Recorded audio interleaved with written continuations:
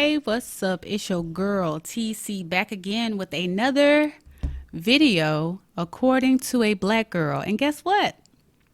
That black girl is me. I have been gone, y'all. I am so sorry. I have been busy with work, with my regular 9 to 5, and just haven't had time. And also, drum roll, please.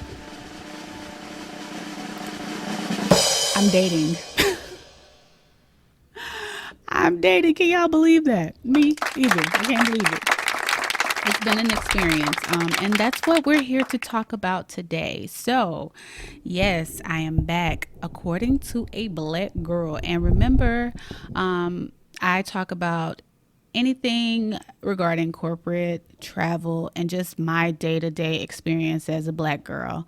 And yeah, everything I talk about is subjective. You can agree or disagree. It doesn't really matter because they're my experiences. So yeah, today's topic is dating in my 30s. 30 and dating, y'all.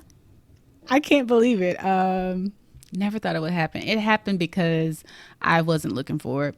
And that's just the reality of it. I was actually very content with how I was being and finding myself, and just wasn't really caring about trying to find somebody to talk to me or somebody to be with and spend the rest of my life with. I wasn't concerned. I didn't care. I was just focused on me. And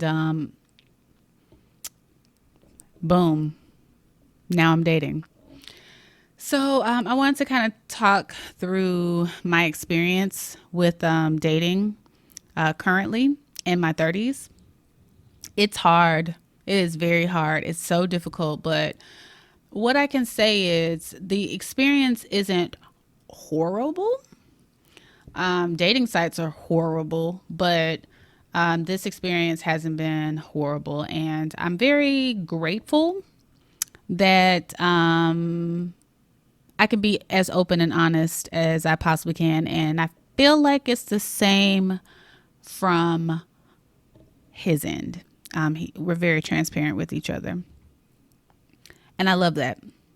And I think we just are old enough to understand that in order to, I guess, effectively be successful together, we have to be transparent and communicate. So yeah, we're going to talk through some of these things that I have found throughout this dating situation ship. Yeah. So I want to talk through like some difficulties and maybe the reasons for those difficulties, established relationships that he and I already have, and then talk about schedule conflict, managing our time together. So let's talk about the difficulties. Going into a relationship or a situation or whatever, and just keep in mind, we are not boyfriend, girlfriend. We have not titled our situation as that, but we have deemed that we are exclusively dating each other. He's not talking to or entertaining other people. I am not entertaining or talking to people as well. So yeah, with that being said, let's move forward with what I was saying. So difficulties. One of the things that I had issues with in my last relationship was trusting. And funny enough, he would always say, I haven't given you a reason to not trust me. Not true. Not true. Absolutely not true. I saw all the reasons not to trust you. And that's just the facts. But again, I don't have any, I do kind of have some evidence, but they were kind of pushed up under a rug or something when I brought them up and disclosed them. But that's neither here nor there. And that's why we are not dating anymore.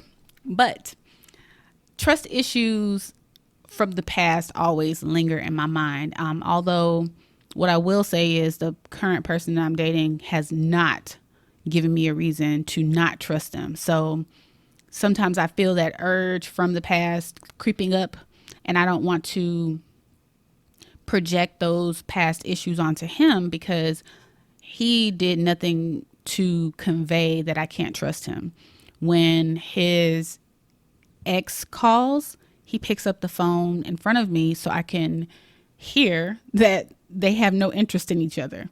When they talk on the phone, they're strictly talking about or talking through anything that they have with their child.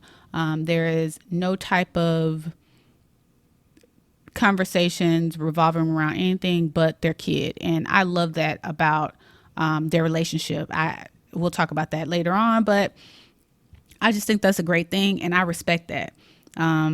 Anybody that calls, he picks up the phone in front of me and talks through it. If it's like a job, he'll step out and say whatever. But I appreciate somebody hopping on the phone while I'm in the room, because if you step out of the room, that just makes me want to think that you might be trying to converse about something that I don't need to necessarily hear about. Oh yeah, I was talking about trust issues.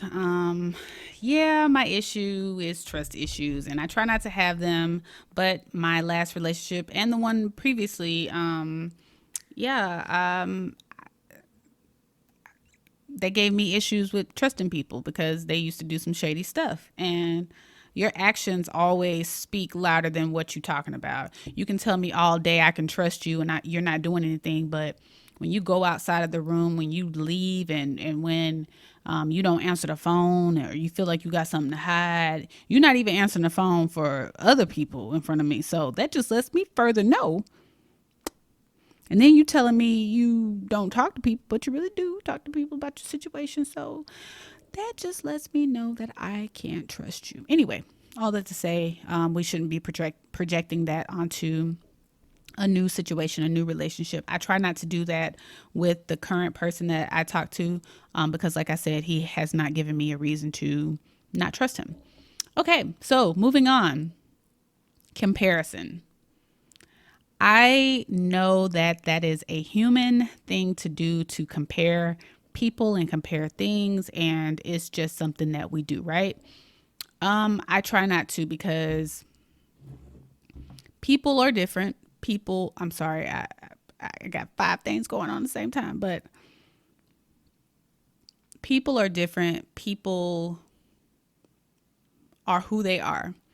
And I try not to compare. Obviously, there are things that could be compared, because most of the time when people find a significant other, they normally pick someone with the same type of traits. Yeah. Traits and behaviors.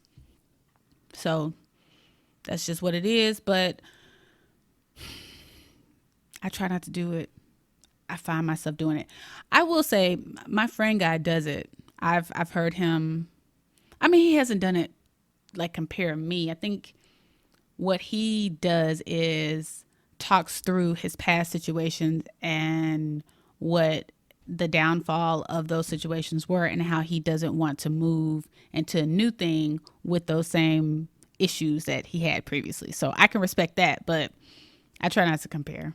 I definitely am not comparing my last situation with this one, because that's all I'm gonna say. Establish relationships that are already in place. I know I spoke on him and his ex having like that communication because they have a child together. I'm perfectly fine with that. I don't care. I mean, it's not that I don't care. It's just that I think it's great. I think it's admirable. It doesn't bother me. And I will say this. One thing that I had always written in my journal when I was talking through, like if I was to talk to someone that had a kid, I said to myself, I would want them to have a relationship with their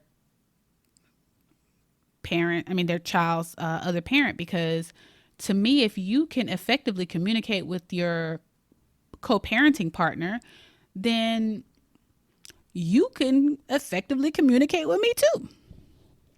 All that to say, that's happening, And again, he answers the phone in front of me. He talks through any hardship situations, and if he has some things to get off his chest, he'll say it. But never disrespectful at all to her, about her, towards her. It's just, I love that. I respect that wholeheartedly. And I wish more black parents were like that. I wish there was not a bitterness because of the love factor, because you were in love and you're bitter because they're moving on. I would hope that for our culture, for our people, because there are some that are out there, but it's far and few between. There are not that many doing that type of situation where they're effectively communicating with each other. So I just think it's great and admirable. Admirable. Um, any friends that they have, I think that's fine and dandy. I'm not too concerned about whether or not a friend likes me, but I low key, I am concerned if the ex likes me, because what if we move forward and have a situation? We have to meet. We would have to. So yeah, I'm not concerned about friends, but I am concerned about family because, I've always thought or wanted to slide in seamlessly into somebody else's family. That's just my hope. I feel like if I get along with the family, then I'm in. But that's not always the case. So, but yeah, and he has siblings, so I don't know. It's just interesting. I'd be interested. I've never met his family, but that's how I feel about it. I'm concerned and, well, worried. I wouldn't say concerned. I would say worried. But yeah. So established relationships, they're there and they're not really so much an issue, but you have to keep them in mind when you're in your 30s, to be honest with you, because whether they bother you or not, they don't bother me necessarily, but they could potentially play a big factor in you dating. Last but not least, making time for each other. Man, I can tell you a thing or two about this. It's difficult, but we try to do it because both of us have kids and both of us try to ensure that we are doing what we need to do to be as involved in scheduling as possible. And one of the things that we have a conflict with is both of us work. He actually works a lot more than me, but nonetheless, we both work. And it's very difficult to pencil each other in. His kid is in activities and extracurricular things and sports. My kid is too. So between, practice and games and concerts and stuff like that and swim meets, it's hard for us to try to schedule each other in. But one thing that I've noticed is our transparency. If we have things going on, if we're too tired, if we're doing something, we do let each other know. But that's, to me, the most difficult part of dating with a kid while we're this old, is trying to carve out time. Now, one thing for certain, two things for sure, we do carve out time, but we be tired when we do it. But it's worth it. It is always worth it in the end. And I really appreciate everything that we talk about and discuss because it's so great. It's so amazing. And I love it. But yeah, that's all I got. That's pretty much it. I recorded this earlier, but it didn't record the video. So shame on me. Shame on me. Anyway, all that to say, I hope y'all are having a beautiful day. It's Virgo season. I don't know when you watching this. You could be watching this in the future. But it's Virgo season right now. So I'm a Virgo, yeah. So shout out to Virgos. And my heart goes out to all of those people that have been affected by this hurricane that is currently here. If you're watching in the future, there is a hurricane here, 2021, September, where it affected New Orleans, Louisiana, and some of the states in the Northeast. So, and Mississippi as well. So my heart goes out to you, and sending you positive vibes, love, and just expressing some love for you.